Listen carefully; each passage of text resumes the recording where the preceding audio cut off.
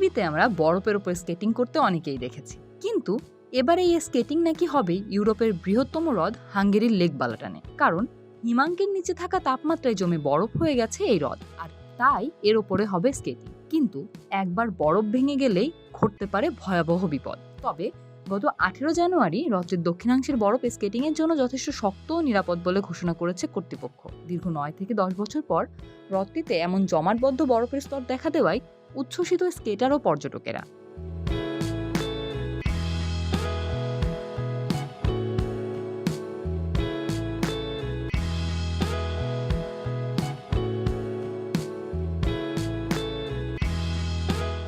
Police প্রশাসনের পক্ষ থেকে জানানো হয়েছে, হ্রদটির দক্ষিণ উপকূলে বরফের স্তর বর্তমানে 12 থেকে 15 সেন্টিমিটার পর্যন্ত পুরু হয়েছে।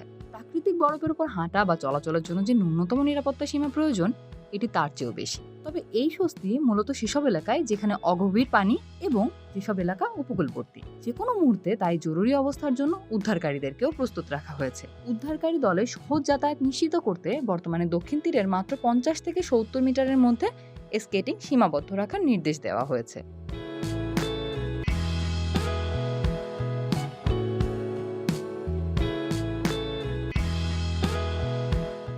হ্রদের দক্ষিণ অংশে উৎসবের আমেজ থাকলেও এর উত্তর উপকূল নিয়ে ভিন্ন চিত্র ফুটে উঠেছে। সেখানে বরফের পুরুত্ব মাত্র 8 থেকে 12 সেন্টিমিটার এবং এর গঠনও অত্যন্ত অসামঞ্জস্যপূর্ণ।